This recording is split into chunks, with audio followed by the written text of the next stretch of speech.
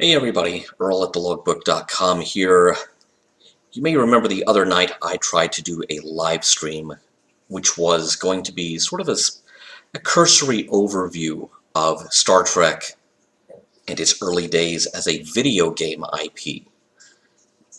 I did a lot of prep work, a lot of planning, a lot of pre-production. I mean, look at the graphics here. That didn't happen in an hour, I'll put it that way.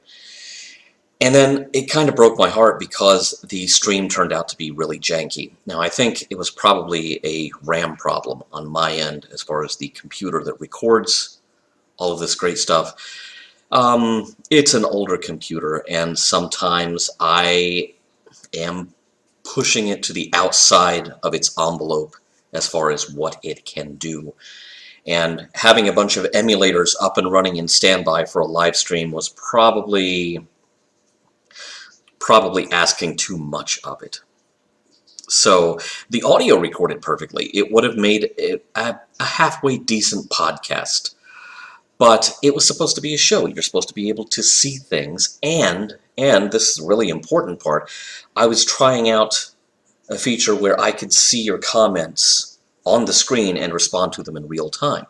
Because the funny thing was, about 24 hours before the live stream, I had a panicked thought about, well, maybe I should pre-record the vast majority of this stuff and then just play it back in order, just basically like a tape playback, and then come in at the end and respond to the comments, so there is a live element to it.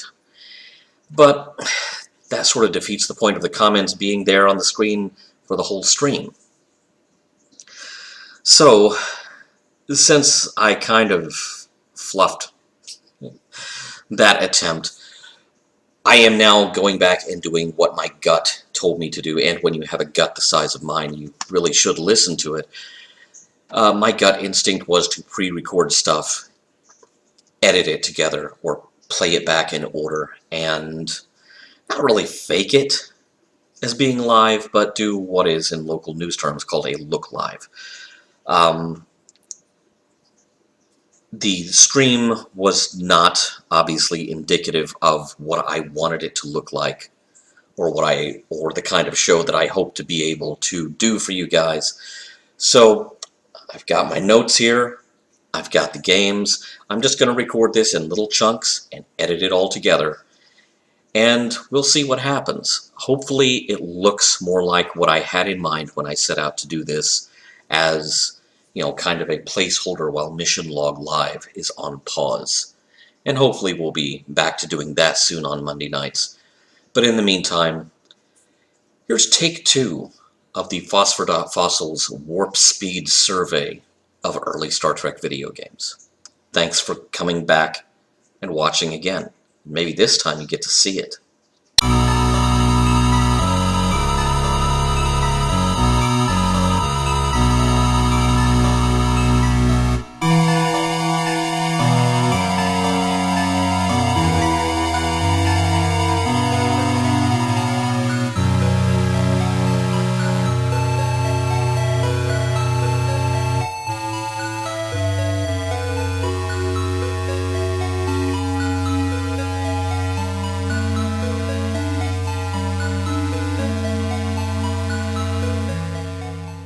This is a longer installment of Phosphor.Fossils than usual, and we're focusing with somewhat laser-like intensity on one thing: the early history of Star Trek as a video game property. Now, volumes and volumes have been written about Star Trek as a television force to be reckoned with, but it's had a somewhat rockier road as the subject matter for video games. And toward the end of this, I think we're going to narrow in on some reasons why that might be. Now, Star Trek's video game origins, well, the origins of the commercial video game industry as we know it, begin in the early 1970s, at a time when Star Trek has been off the air for 3 years. Now, Star Trek was about a year away from being revived as an animated series briefly by NBC and Filmation, but for the moment it was very much a dead show that had an increasingly rabid following because the episodes were now constantly playing in syndication daily in most parts of the country, and found a whole new audience who probably either were not aware of the show in its original time slot between 1966 and 69, or were aware of it and couldn't always catch it at that time slot.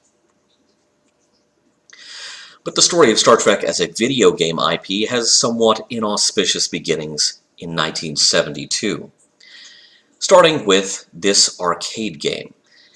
Now, despite the artwork on the cabinet and the very generic techno lettering, this was not an officially licensed product.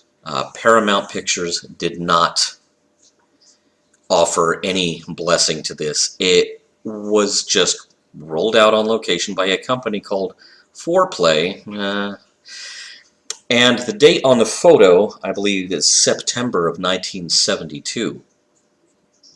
Now, the really funny thing about this game is the game that this cabinet, this machine played, had virtually nothing to do with Star Trek, and the game was, in fact, a year old. This upright Star Trek cabinet played Computer Space, or it played a bootleg copy of Computer Space, which had been introduced in 1971 by Nutting and Associates after being designed by Nolan Bushnell, future founder of Atari. Now, Bushnell did not really create the game concept himself. It was a TTL logic, a discrete logic implementation of the computer game Space War, which had been played on college campuses since 1962. So, really, you have here,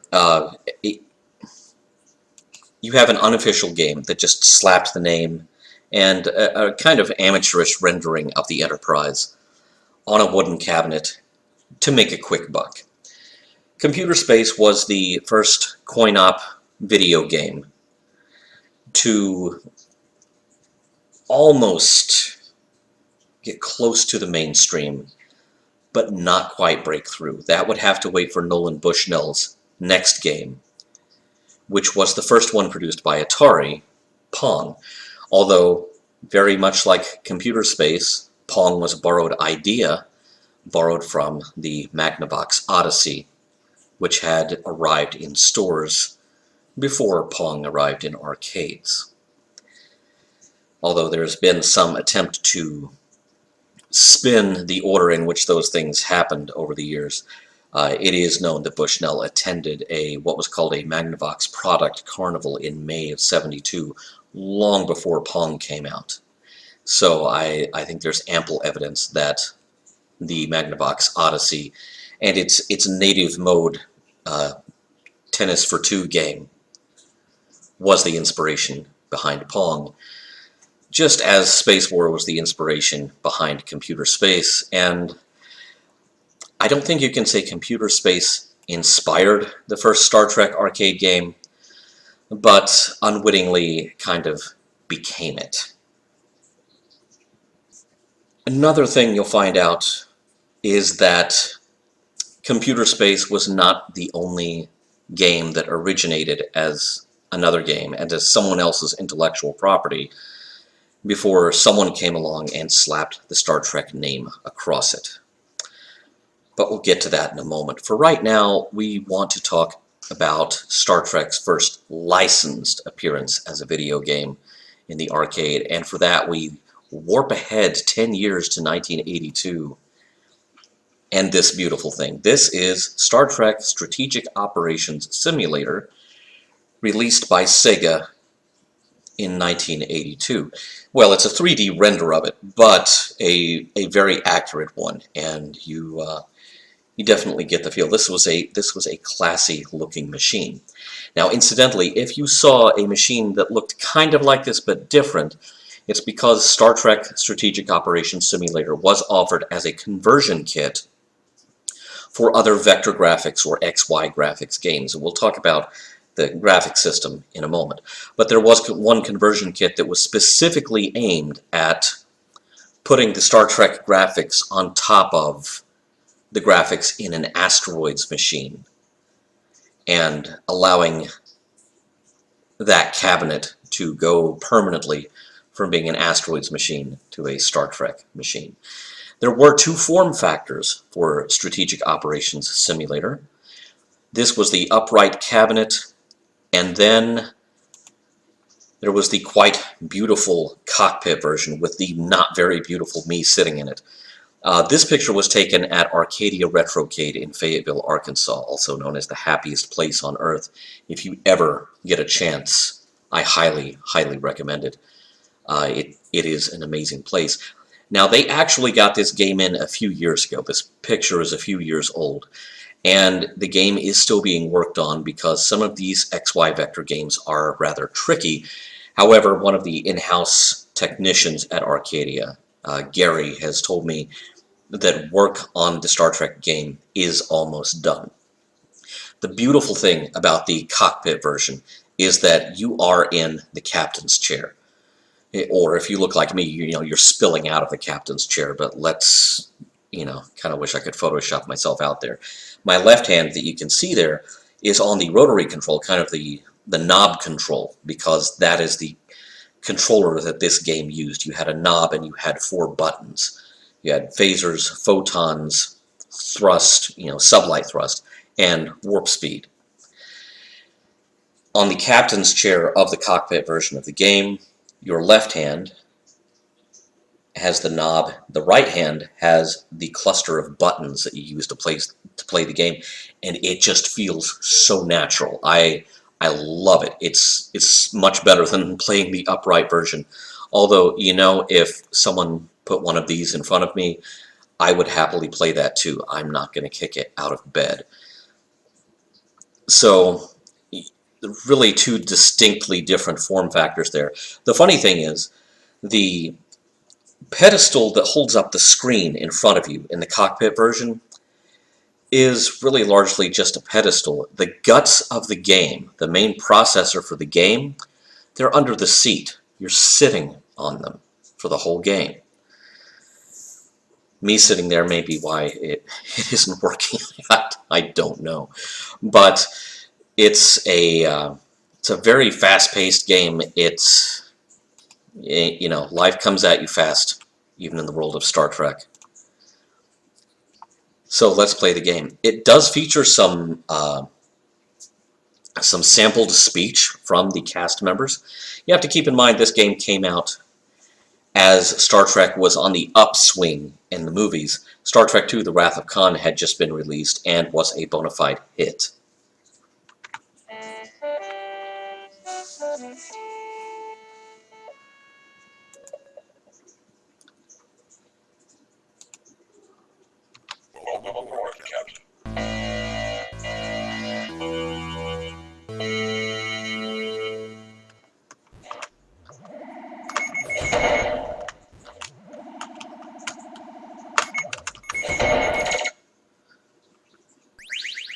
So obviously you are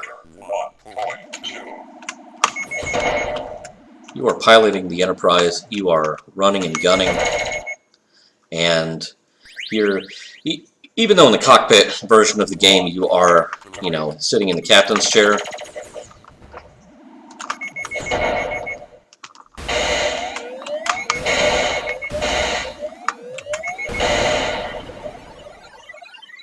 oh, they're not going to let me sit in the captain's chair anymore. Even though you're sitting in the captain's chair in the cockpit game, really, you are at the helm. You are doing Sulu's and Chekhov's jobs. So don't give yourself too much of a promotion right off the bat.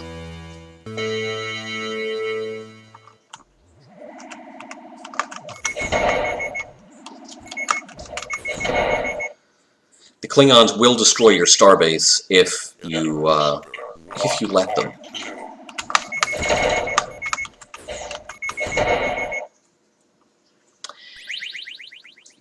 And Starbase is a very helpful thing to have around because it is the only place that can replenish your shields, your photons, and repair your damage. So, behooves you to find a way to dock there.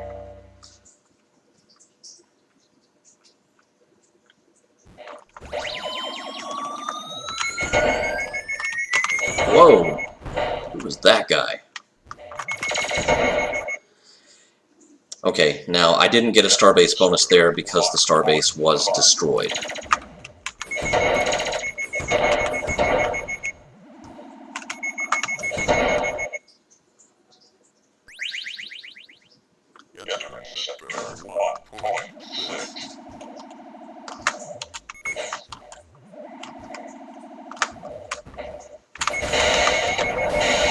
Oh, I'm in trouble. I need a pit stop.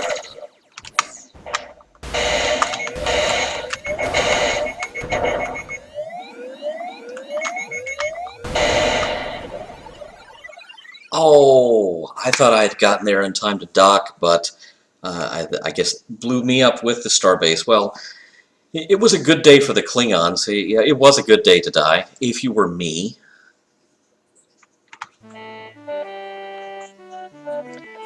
One more try. I don't want to linger on any one game for too long and, you know, make this boring, but I do want to show you as much of each game as I can, as usual. That's kind of one of the goals of Phosphor.Fossils is to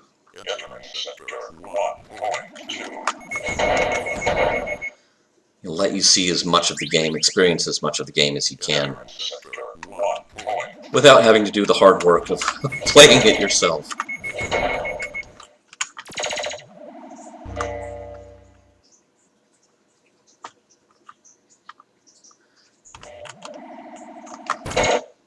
Boom! Okay, well that was a Sulu maneuver if I ever saw one.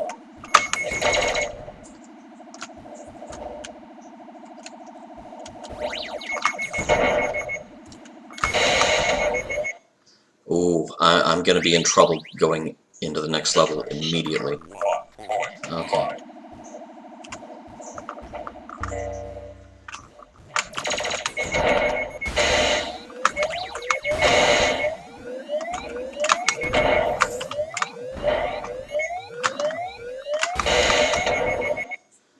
I'm still in trouble.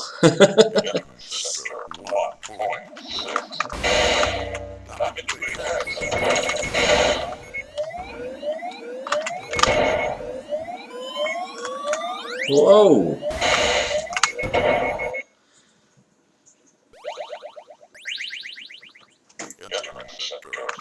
Oh, avoid mines. Yeah, Nomad appears from the original series and drops mines for you to avoid, and I really hate Nomad.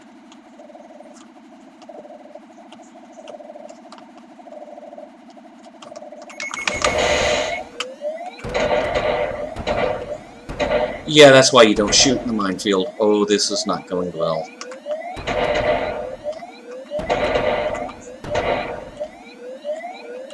Not just...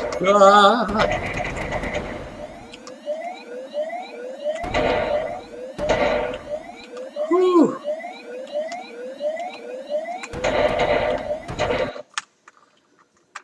I'm kind of surprised to have survived that.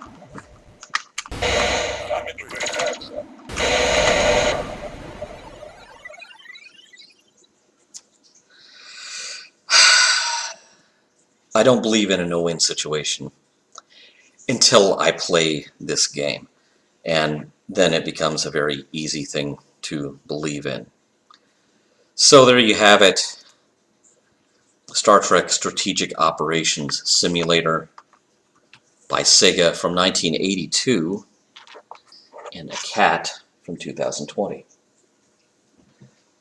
Actually, he's a 2006 model, so he's a bit older than that, but not quite as old as this game. Now, I mentioned earlier that the computer space ripoff that had the Star Trek name applied to it was not the only time that had happened. And you have to keep in mind, Strategic Operations Simulator showed up at a time when Star Trek II had made Star Trek a hot property again. Now, Star Trek had already been a hot property again for a while because the 1979 film Star Trek the Motion Picture was merchandised heavily. Like this cat.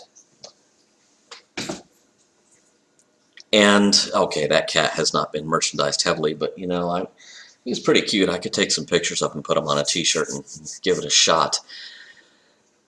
The 1979 movie had been merchandised to the tune of, you know, action figures, coloring books, novelizations, photo novels, which were a thing back then because home video was not really a very common fixture in the American home at that point.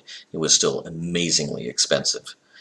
And, you know, record albums, not just the soundtrack, but even the Peter Pan records from the 1970s, the kids' children's storybook records, had been re-released with Star Trek the Motion Picture photography on the covers. Kind of like this cat. Okay, that cat has never been released with Star Trek the Motion Picture photography. That would be weird. Anyway, getting back to the point, Star Trek the Motion Picture was merchandised heavily because the template had just been set by a little movie called Star Wars.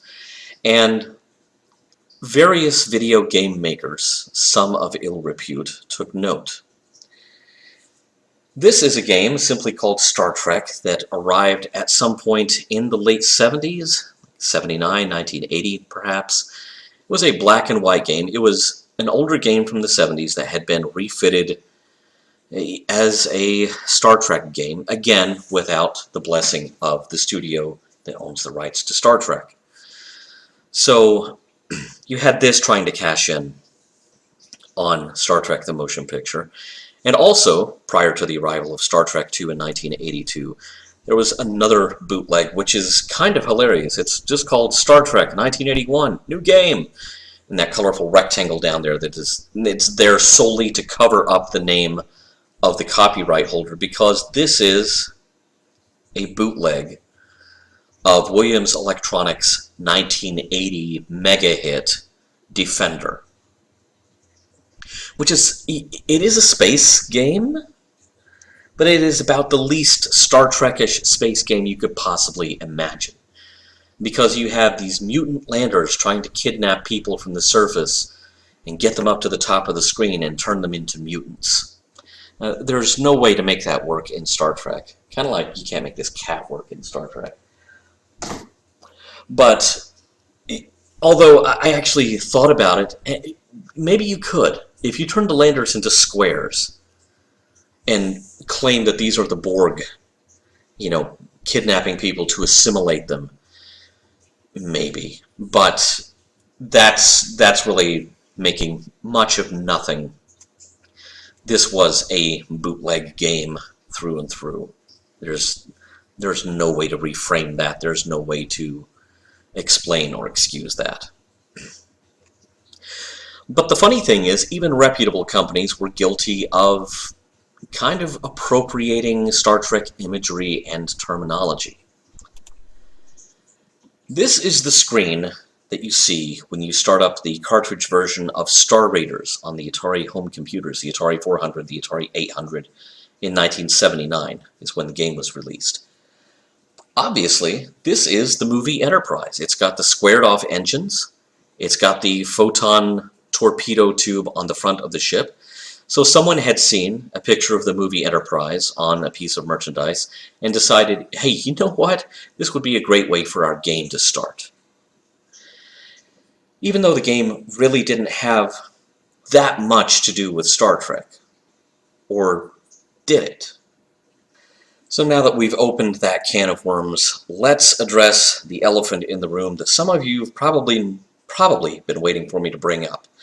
Star Trek existed as a computer game long before it existed as a console or arcade game. And much like Space War, which I mentioned earlier, the Star Trek game started out as a creature of college campus computers and hobbyist microcomputers.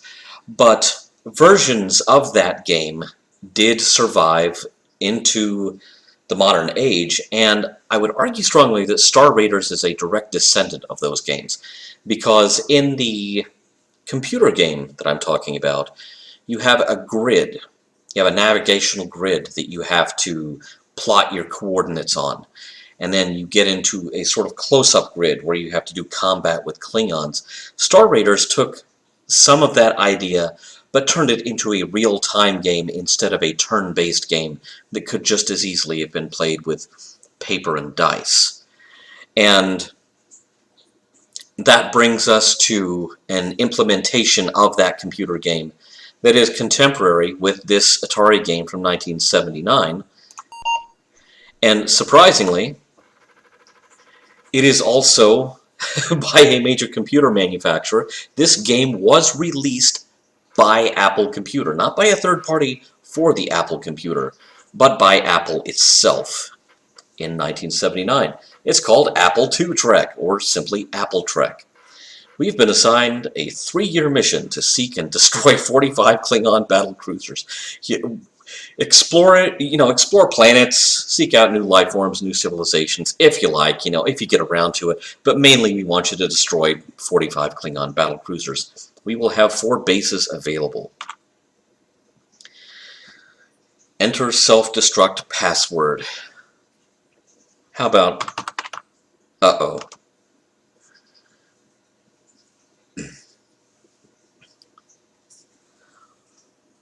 Alright, so the grid there tells you something about what is in each quadrant.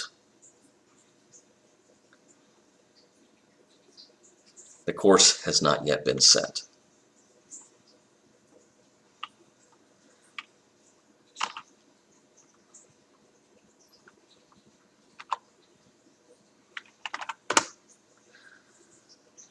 Oh, I got stopped by a star. Well, that's embarrassing.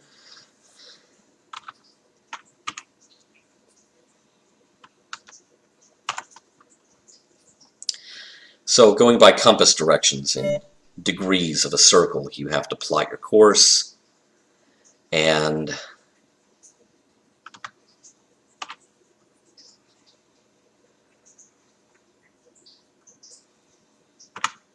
let's move 6 spaces, bearing of 90 degrees.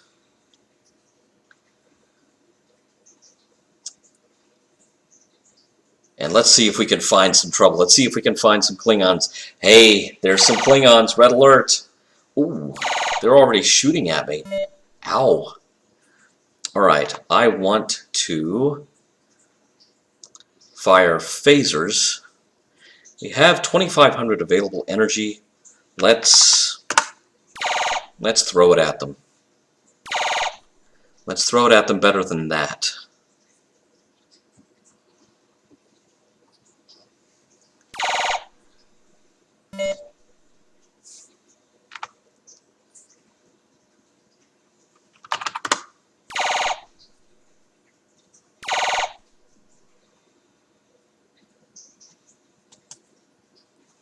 As you can see, it can be kind of a tedious game if you're used to something that moves in real time, like, say, the Sega game. And here's the thing. You notice here, you're keeping track of your shield energy. You're keeping track of your photon torpedoes. There are bases you have to save. Is this really that different from the Sega game? Or are all Star Trek games so far basically, official ones? Although this one isn't official. The computer mainframe game on which this Apple II version is based was never official. So it's almost as if Sega took this idea but turned it into a real-time game, where you can do the fancy flying like I was doing and get photon torpedoes fired at you.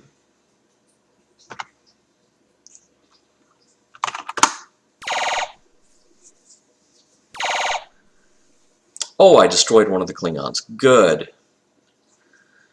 Well, now I have only 44 Klingon cruisers to destroy in the next 3 years.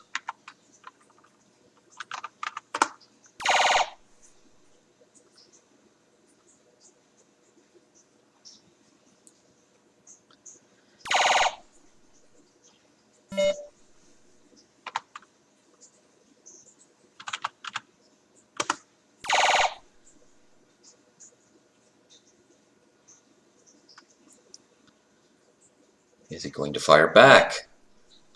I guess not.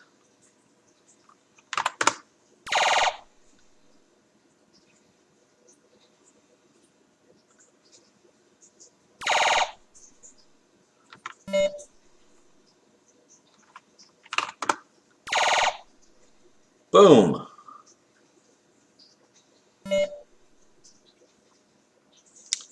All right. Let's do it. 6 clicks on a 180-degree bearing. And see what kind of trouble we get into. Oh, I was stopped by a star. Oh, doesn't seem there's anything there. So as you can see, Apple Trek, a direct descendant of the original Star Trek mainframe game, is perhaps not that exciting if you're used to gaming in real time. It's a very faithful implementation of a game that was very much a part of the glut of unofficial Star Trek material that came to light in the 1970s. You had fanzines, you had fan publications, you had the first fan films happen in the 70s, believe it or not. The show seems to be dead, the fandom seemed to be very much alive, and the fans were ready to more or less take possession of it. And that also led to games such as Apple Trek. But what was the first licensed Star Trek game to put you in command of the Enterprise while you were sitting in your own home? That honor goes to the Vectrex home video game system. Now, you remember we were talking about Sega's Star Trek arcade game being a vector graphics or XY game. That was a very difficult thing to port to a home console until the Vectrex came along. Vectrex was a self-contained system. It had its own screen, and it displayed XY graphics, just like vector graphics in the arcade game. And when I say vector graphics, we're talking about games like not only the Star Wars arcade game, but we're talking about Asteroids, and we are talking about Rip-Off and various Cinematronics games. There was a whole chunk of arcade output, pretty much lasting until 1983 or 84, that was vector graphics, because vector graphics could be drawn, unlike raster graphics, which draw each line of the screen in sequence. Now, very fast, so fast that the human eye can't really see anything except a complete image. Vector graphics draw point to point and can draw a line segment between. It's almost like a medical monitor. And so it was, the Vectrex was very much a novelty, bringing that experience home. The package of the game said Star Trek the Motion Picture, which is kind of an odd thing to bring to market just as Star Trek II was going great guns in the theaters.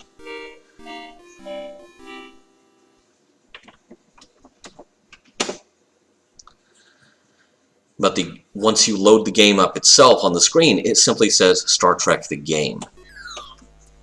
And maybe that was what they should have called it. But again,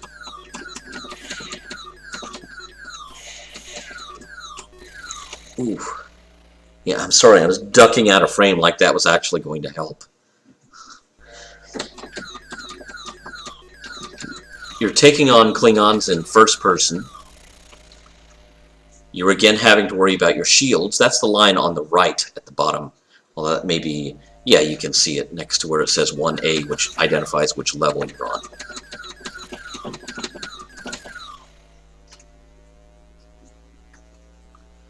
The line to the left of the level indicator is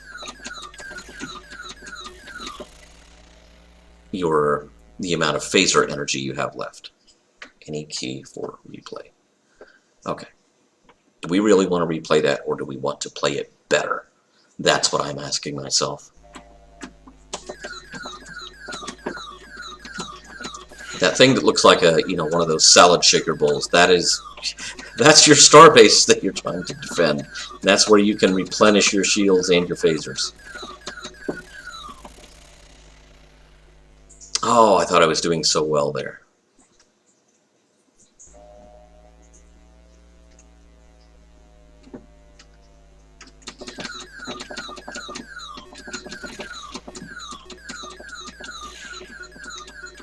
Now you can intercept the incoming fire in this game, but boy, you've got to be snappy about it. You can't. It's kind of like the Star Wars arcade game from 1983 by Atari. That was also a vector graphics game, and one of the best vector graphics games. And the ability to intercept incoming fire. Oh, I thought I might actually have a chance at doing so. The ability to intercept incoming fire in this game reminds me a little bit of that. Somewhat surprisingly, Milton Bradley announced and heavily promoted the fact, their intention to produce a version of this game for the Atari 2600. That never happened. The Atari 2600 version of Star Trek the Motion Picture, or Star Trek the Game, whatever you want to call it, they never succeeded in bringing it to market. And after that, the license to produce home video games based on Star Trek changed hands. Oh, well, I shot one incoming projectile down. That's something. Any key for replay? Perhaps not. So, who was the next lucky holder of the Star Trek home video game license?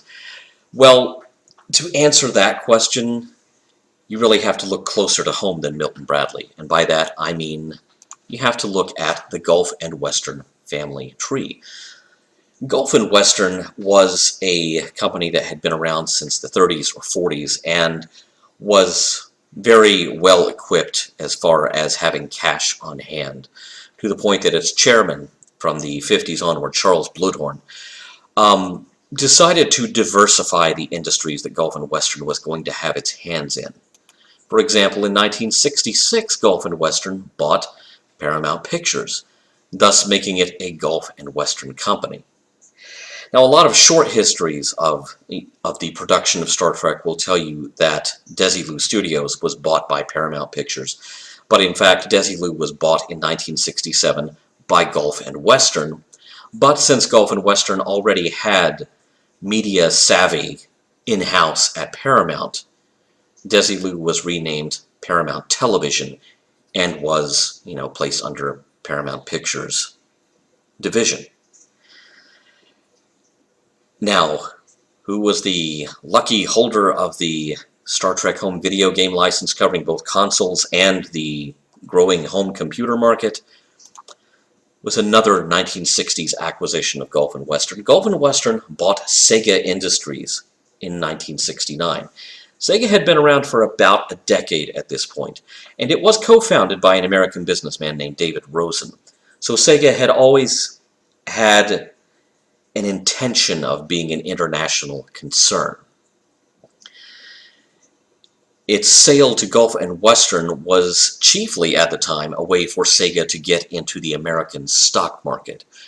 And so, when it was time for the license for Star Trek home video games to change hand, now that Star Trek was again becoming a lucrative thing, very much a live license, there was no question that it was going to go to Sega, and the money basically would be staying in the company. They would not be paying someone else to develop a Star Trek game or to port Sega's arcade game to home consoles. Sega would be doing it themselves.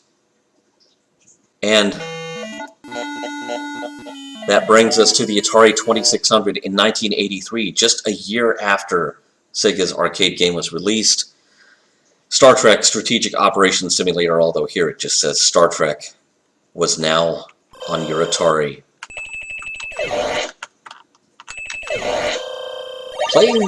very much like the arcade game.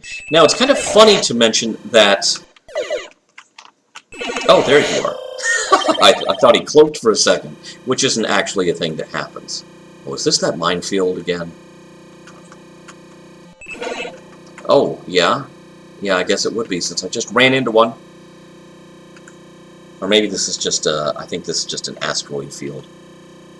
Either way, it's not a place I want the I want the Starship Enterprise to be. So can we please get out of here? Thank you, Mr. Sulu. It's kind of funny that the Atari version of this game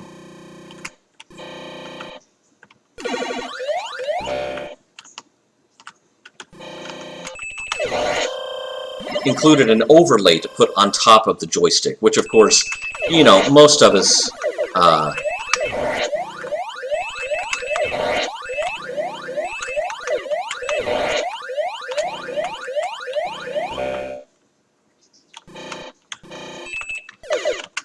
would have knocked off the joystick at the first opportunity, because we're sitting here doing this with the joystick. Oh, here's Nomad. Okay, here's the minefield level. Okay, I'm going to try not to make the same mistake here that I did with the arcade game.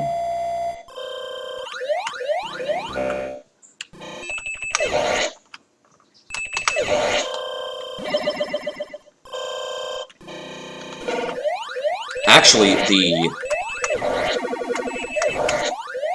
I don't think the overlay was really needed, because moving the joystick up, that was your thrust.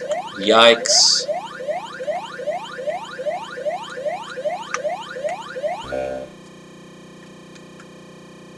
Can I hit the starbase again and top off my tank?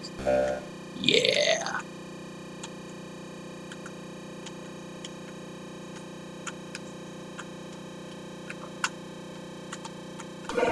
Ah.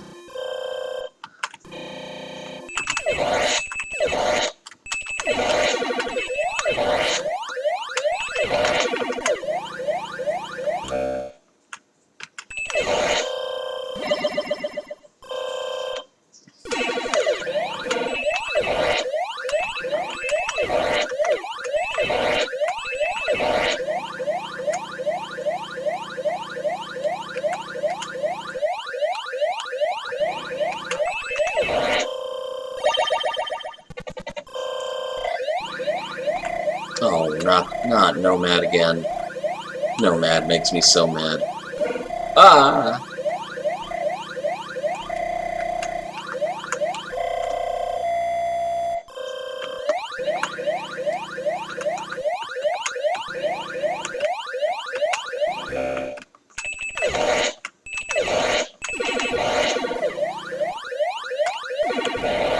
Whoops! Well, I think the no-win scenario got me again. So that was the Atari 2600 version of Strategic Operations Simulator.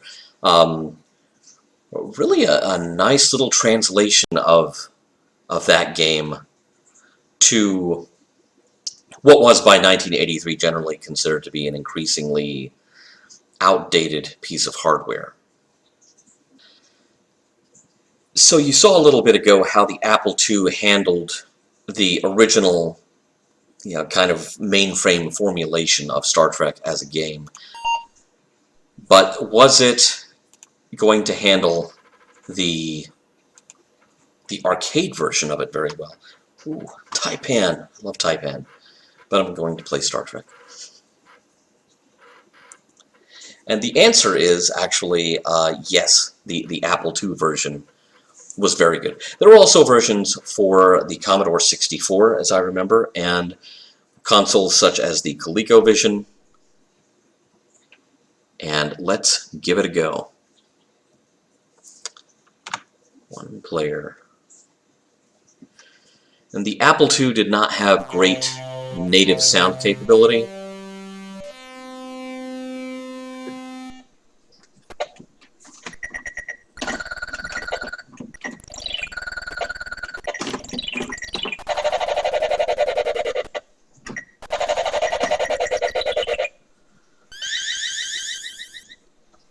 I'm in bad shape there.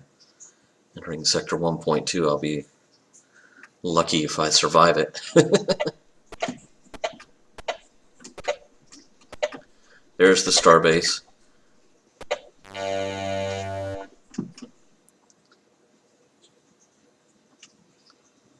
But that's all I get.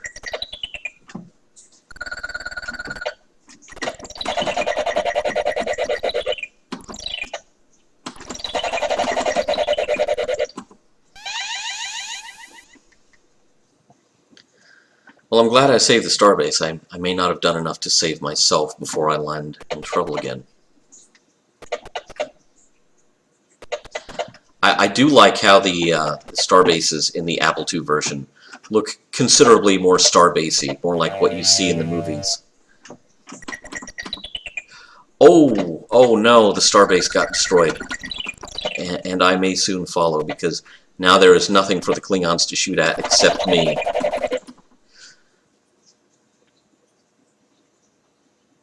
But apparently I survived.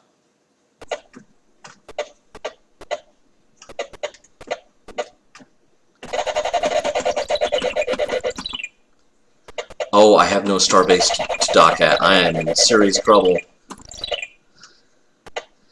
I need Scotty to pull a rabbit out of the hat here. Oh. Well, we didn't make it. There goes my GPA at Starfleet Academy.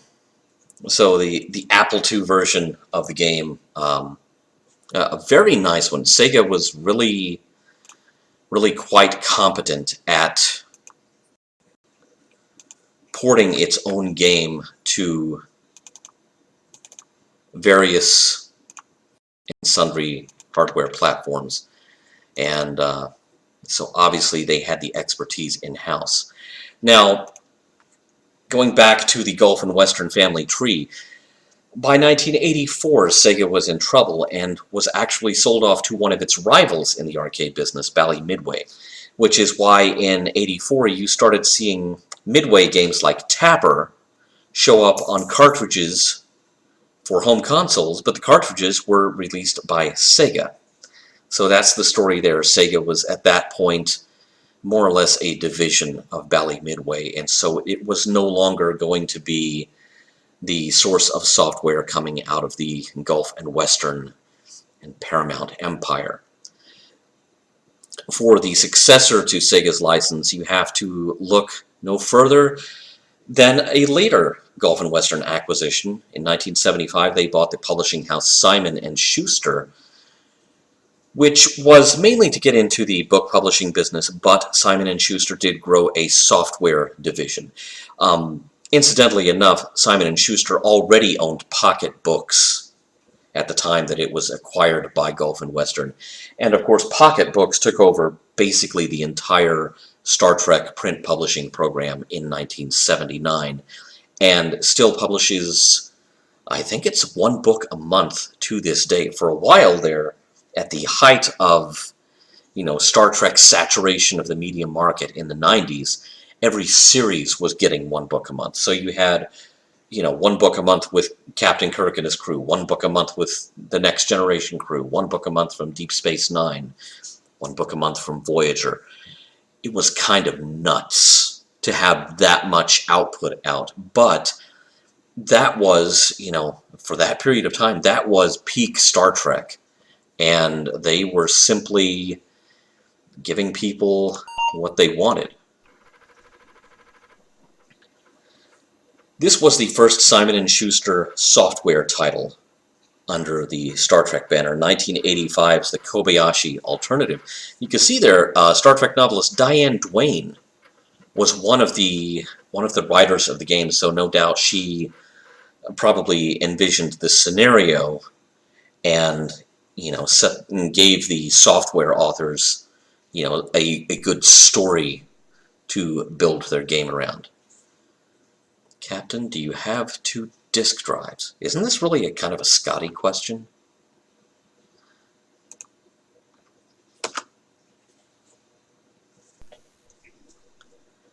All right. To James T. Kirk, Captain, from Naharis Rahal, Admiral. The subject is the disappearance of the USS Heinlein.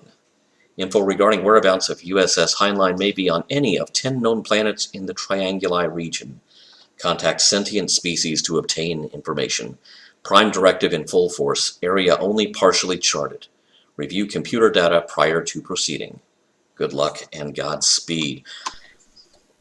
Now, the Kobayashi alternative is a Star Trek game for the early 80s. And at that point, computer gaming had taken a bit of a turn. It was kind of difficult to get some of the home computers of that era to accurately do arcade-style gaming, because it was a lot more work to get them to display the graphics, to play the sounds, and so on, than it was the consoles, which were, somewhat dumber but more oriented toward gaming. The predominant style for adventure games at this point in the 80s had become the text adventure, typified by games like Infocom's Zork Trilogy, Planetfall, the Wishbringer, I think it was Wishbringer? I'm trying to remember. Infocom had tons of titles, as well as the official Hitchhiker's Guide to the Galaxy game Infocom published. So the text adventure, where you received descriptions and, typed in directions in English, which the software would then parse to, divine your intention.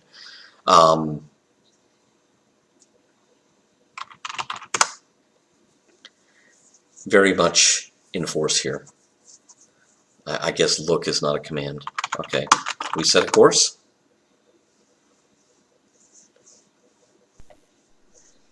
You must use accepted Starfleet protocol.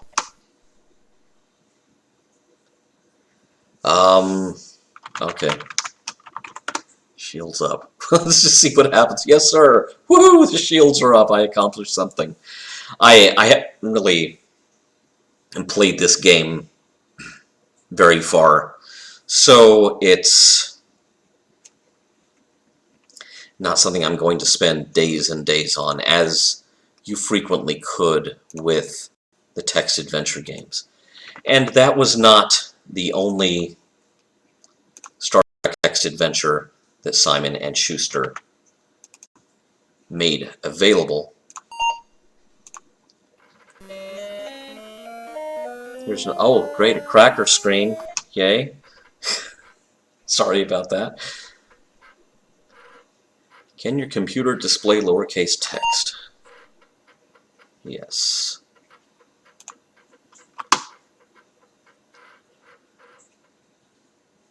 You ventured beyond the charted boundaries of Federation territory, reducing our speed to subwarp velocity in the Prometheus solar system near the Great Transstellar Rift. Our orders are straightforward. This is an exploratory mission. We are to seek out new life and make contact with new civilizations. Where have I heard that before? The unknown Promethean worlds wheel into view on the screen before me, gleaming spheres circling endlessly in the darkness. After all these years, planets still look like toys to me, and I could crush them. No, sorry, just kind of riffing there. Planets still look like toys to me, each one small enough to take into the palm of my hand, like the models hung from the ceiling in my room at the Academy.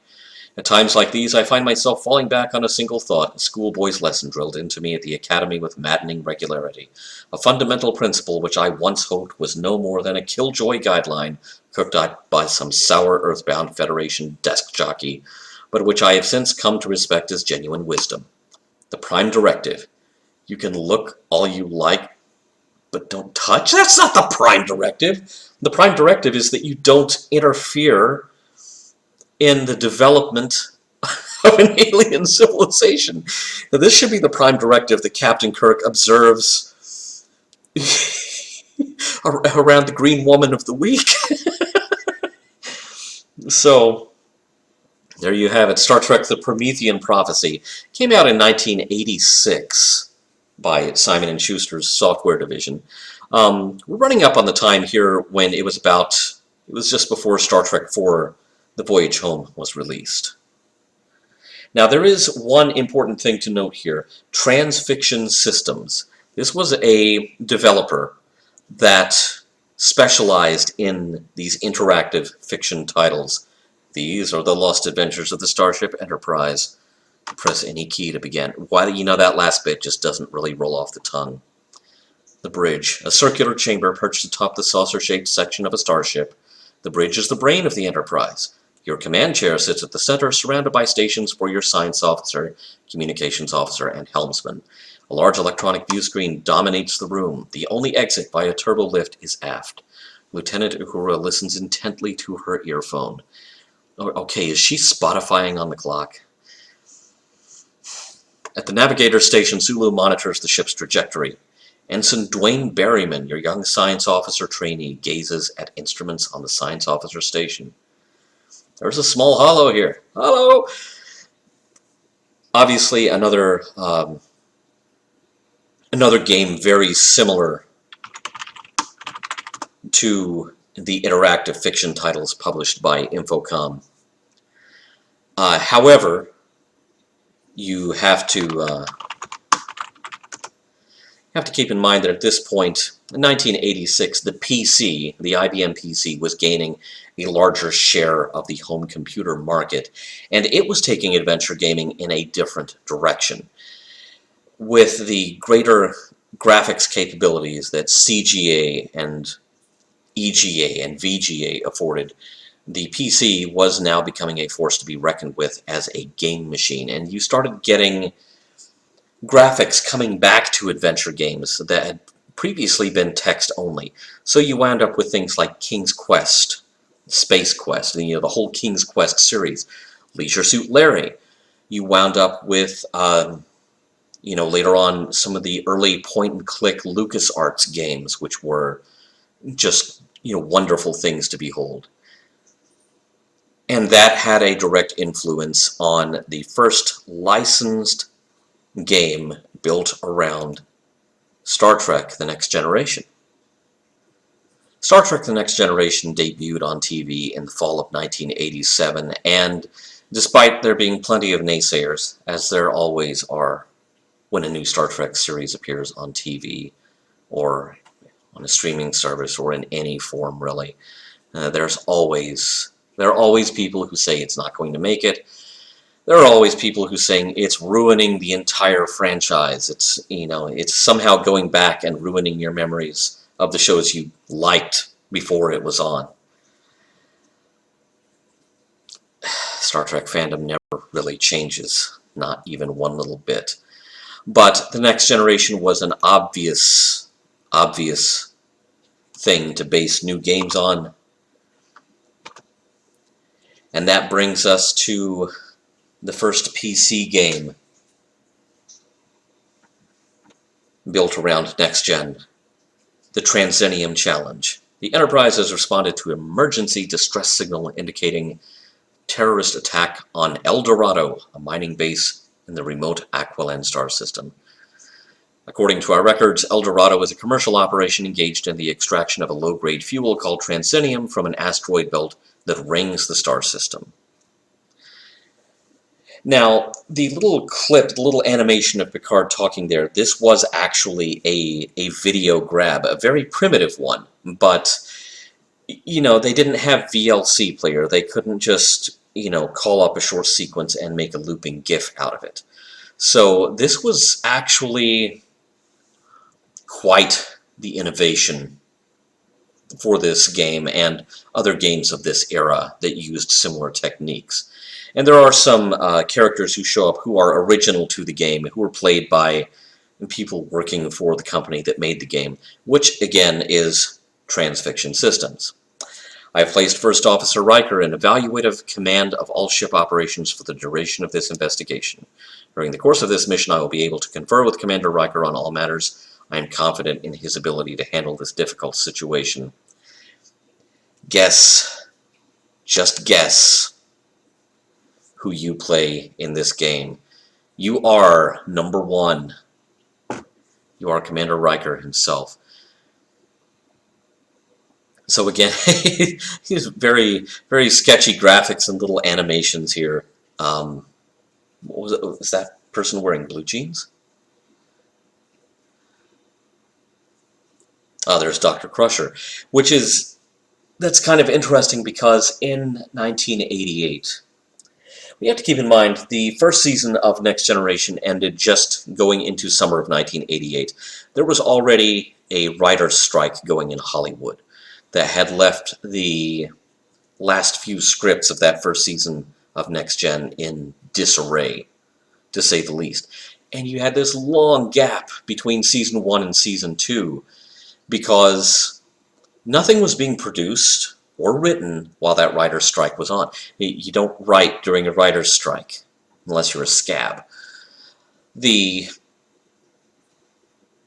And the upshot of all this was that this may have been one of the few new adventures you had between May of '88 and November of '88. That was a long, long stretch. That was over. That was right at 6 months without anything new on TV. And this is how we got things like Cops and America's Most Wanted on the air, because those didn't really necessarily need to be written in the same way that a 1-hour original dramatic series like Star Trek The Next Generation needed to be written. Now, the Transinium Challenge is attempting to be a point-and-click game. Here we go, Transfiction Systems. It's attempting to be the kind of point-and-click game that some of the Sierra games, like in the King's Quest series, had been, and some of the early LucasArts games were. But it's not quite as successful.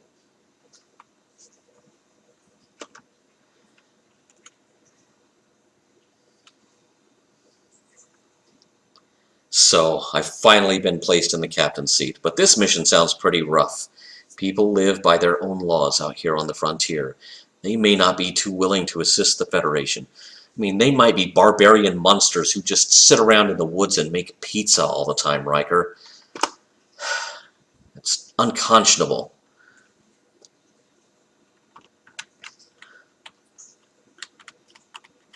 So you can go to the transporter and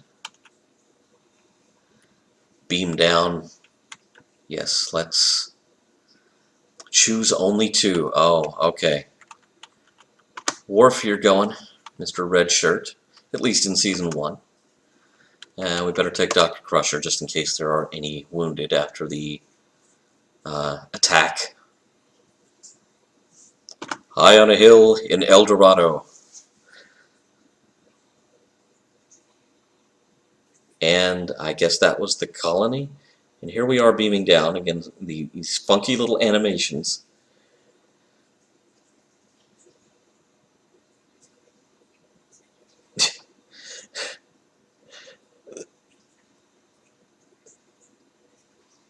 Okay, I don't know why why he would be looking at someone like that, but okay.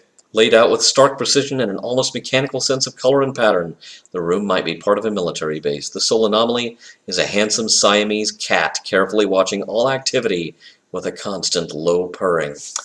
Okay, I'm going to call it. The cat is responsible for the terrorist attacks. I feel it in my gut. It's a gut thing. When your gut's as big as mine, you've got to go with your gut. So that was the Transinium Challenge. That was the first licensed Star Trek The Next Generation video game. It was far from the last, but earlier we were talking about fanzines and fan-made productions and publications, and that also extends into the realm of software. This is Trek Trivia Volume 1, released the same year as the Transinium Challenge. Obviously a very simple MS-DOS game that Apogee Software Productions came up with. Shareware by Scott Miller. This is your chance to test your knowledge in the world of Star Trek, the most popular TV series of all time, according to TV Guide magazine. So let's, okay, I don't want to show the correct answer if I get it wrong. Oh, it's a shareware program, and you remember shareware, don't you? Please send the author of this program enough money at that address in Texas. Make checks payable. You can order all 10 volumes and pay only $30. Is that a steal or what? Who played the character of Yeoman Janice Rand? I believe that was Grace Lee Whitney. Which race of aliens used their spacecraft to construct a huge web-like trap made of pure energy? It's not Organians, Zetars, or Vulcans. It's Tholians. How many different one-hour Star Trek episodes were aired on television during Star Trek's original run in the 1960s? 79. Oh, good. He knows. The Menagerie counts as 2 episodes, and The Cage never aired. Vulcans have yellow. Oh, I thought they had yellow-colored skin. Is it greenish? Really? Because I know for a fact that they used something like... Yeah, they used a yellow makeup for Leonard Nimoy on the original series. I contest that answer. I demand a recount. Anyway, this is Trivial Pursuit, moderated by a computer, and all the trivia questions are about Star Trek. What's not to love about that? The funny thing is, the late 80s, this was before the internet existed anywhere except a handful of college campuses. So stuff like this could fly under the radar. You did not have Paramount representatives getting on local bulletin board systems and, seeing if anyone was making a buck doing, shareware Star Trek trivia games that were being sold by floppy. So instead, you had, the BBS scene was a place where you could still make a buck doing it, or you could just do stuff for the love of it, which, by the way, the logbook started as a series of files that were handed around from BBS to BBS. That's how they started. They were episode guides. That's why it's the logbook. Bet you didn't know that. Or maybe you did. Either way, you know it again now. And that brings us to the following year, 1989. Now, you notice that we did just cover the very first Star Trek The Next Generation computer game, but for consoles, the console roost was now ruled by the Nintendo Entertainment System. And in 1989, especially with the second year of Next Generation having been somewhat hobbled by the writer's strike, causing it to premiere months later than usual and actually air a shorter season, the focus at Paramount was on Star Trek V: The Final Frontier, also known as the one where Kirk asks why God needs a starship. And did you know this? You could have played Star Trek V as a video game on your NES. And here it is, Star Trek V: The Final Frontier, a game created to be released in 1989 and never released. The release of this game was canceled, possibly, I'm not saying definitively because I don't know, possibly because the movie did not get good word of mouth and did not do as well in the theaters as Star Trek IV: The Voyage Home. But maybe the game had something to do with the fact that the game wasn't released also. Sybok and his army have taken control, with 2 L's, of the Nimbus 3 outpost, Paradise City, and have imprisoned the 3 diplomats. The Enterprise, upon urgent command from the Federation, has departed to save them. Here we go, departing to save them. Okay, that was actually kind of cool. Set phasers to stun. Now, you may be surprised to learn that rather than being Captain Kirk in this game, you are Mr. Sulu! Keep in mind, Sulu did get some running and gunning in Star Trek V, so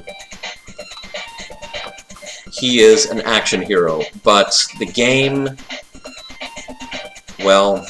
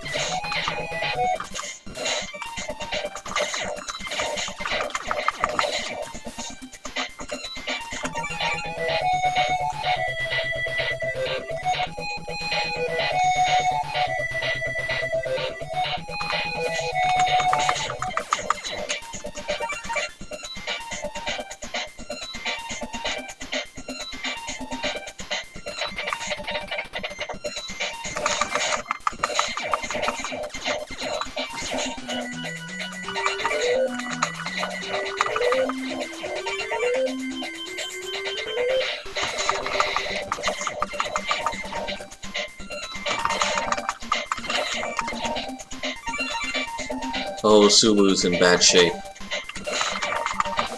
Oh, Sulu's in dead shape. I'm sorry, Mr. Sulu. Oh my. Sulu is out of energy. He beamed up to the Enterprise. It's not that he's dead, he's out of energy. A wild Sulu appears. He fainted! Sulu has exhausted all his physical energy. It has been replenished by Dr. McCoy's medical expertise. He is able to continue his assignment. We'll see about that. Get back down there, Mr. Sulu. The sad thing is, despite all the ground I covered,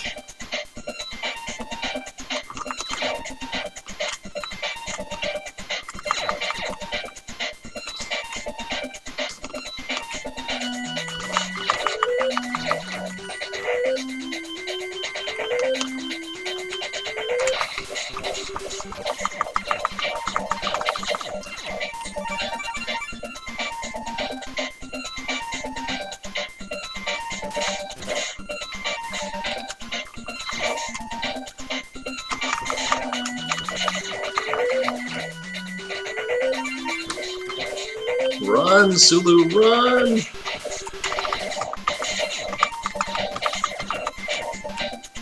Kill, Sulu, kill!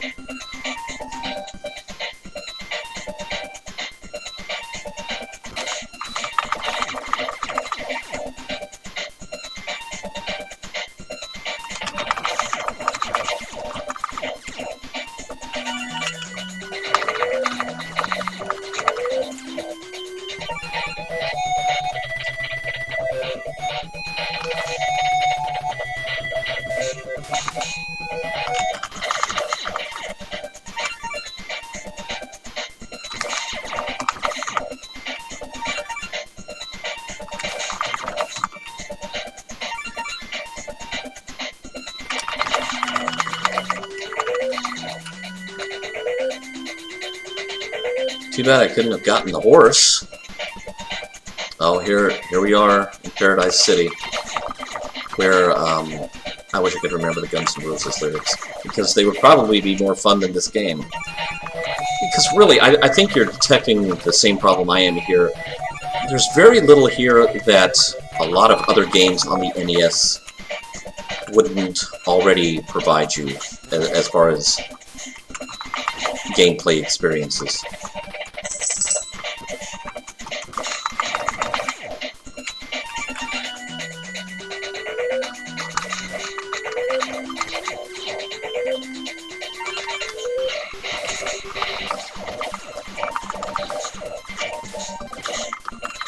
Get it, Sulu!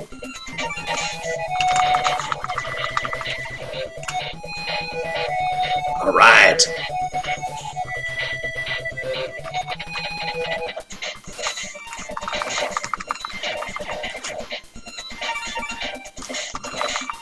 Oh no! No! No!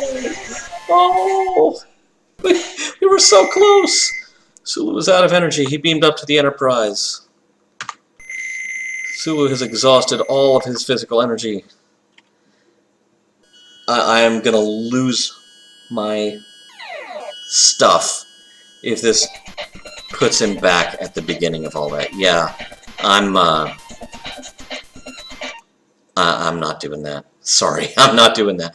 The funny thing about Star Trek V as a game is that later in the game you are playing Scotty, and you're climbing through the infrastructure of the Enterprise, as Scotty is briefly, very briefly, seen to do in the movie, before he knocks himself out on some kind of an overhang.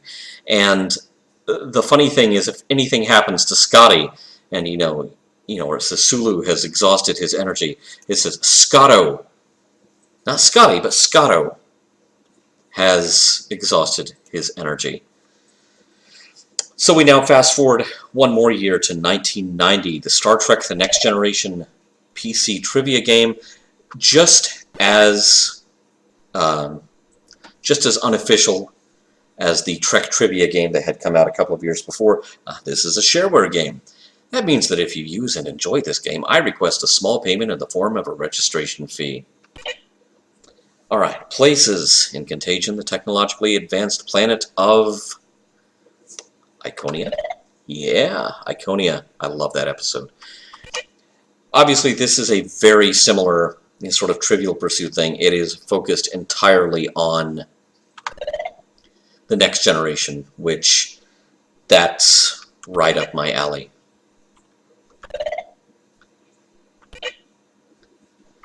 Who plays Jean-Luc Picard in the series? Really? Who plays Deanna Troy's mother? And Marina Sirtis does not play Deanna Troy's mother. Who do you think she is? Brent Spiner playing all of Data's relatives? So again, we were still under the radar here in the BBS ecosphere, being able to get by with these very unofficial shareware titles, such as this game. However,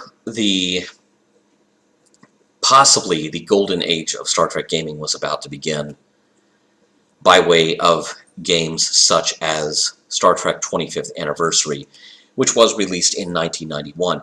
Now, the 25th anniversary of Star Trek was a reasonably big deal, because you had a marathon special showing the top 10 fan-voted episodes. You had Spock showing up on Star Trek The Next Generation's 5th season in a 2-part episode, which itself was kind of a teaser for Star Trek VI: The Undiscovered Country, the last movie to feature the entire original cast. Some of them would show up in Star Trek Generations, but far from all of them, because they felt like they had made an adequate exit. We also got this game from Interplay on several computer platforms, as well as on consoles, ported there by Konami's Ultra label, celebrating the 25th anniversary of Star Trek. However, this game seemed to latch on to something that the movies couldn't deliver on, and something that no one would try to deliver on for another 10, almost 20 years, which was, let's roll back the clock to the original series. Let's do a story in a game set during that era, and making it very explicit that that's the era of the game with the graphics. So this was an NES game that actually started to deal more with story than with action. And by this time, the adventure gaming paradigm had changed again, thanks to games such as The Legend of Zelda. So you kind of have Link and Zelda to thank for Star Trek finally getting a decent game that dealt somewhat with exploration. A couple of years later, the NES also had a decent Star Trek The Next Generation game, courtesy of Absolute, which was sort of an offshoot of Activision. And Star Trek The Next Generation and the movie Star Trek Generations also got cartridges to themselves on the Nintendo Game Boy. I don't have pre-records of those. But gradually what we were seeing was more of an emphasis on story, but finally with the sort of the action RPG genre that had been really cemented by The Legend of Zelda, you had a way to incorporate story and arcade-style action successfully into the same title. And that was kind of the way forward for Star Trek gaming for quite a while. Now, ironically, though, Star Trek gaming kind of looped back on itself in 1999, jumping forward further to a little game called Starfleet Command, which was released by Interplay for the PC. Starfleet Command was a pretty sophisticated game based on a very old tabletop game. One of the originally unlicensed, and then it became a licensed product of the 1970s, was a tabletop starship war game called Starfleet Battles. And it had spawned, really kind of became its own genre in a way. It was a very popular game for tabletop wargamers, and Starfleet Command was basically Starfleet Battles, now moderated by a computer. You had graphics moving in real time. You had to make decisions a lot faster because Starfleet Battles was turn-based, kind of like that original mainframe game. Starfleet Command, on the other hand, stuff happened to you a lot faster. You didn't have the giant hex grid space map with miniatures on them, which I loved the miniatures. I confess to being a big Starfleet Battles fan when I was a teenager.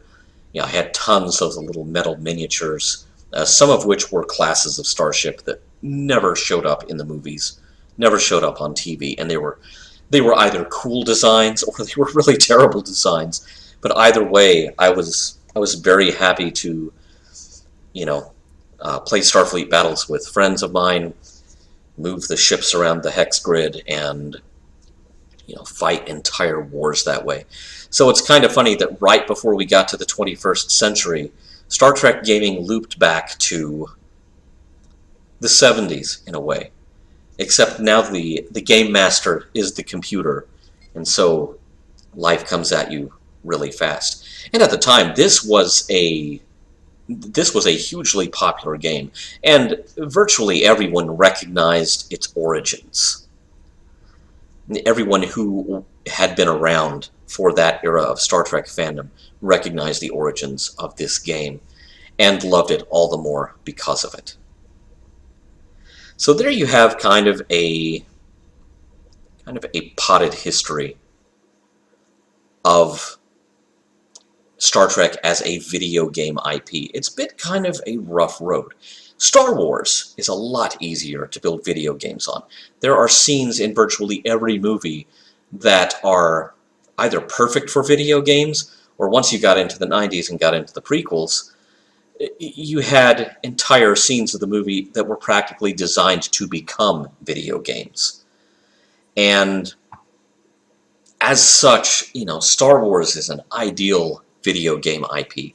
Star Trek is a tougher nut to crack because Star Trek comes from the small screen, a medium where you cannot often afford to show elaborate space battles. Of course, these days it's a little different. You can occasionally show them, but it's still got to be in the budget, and it's going to be something that you're saving up all season for.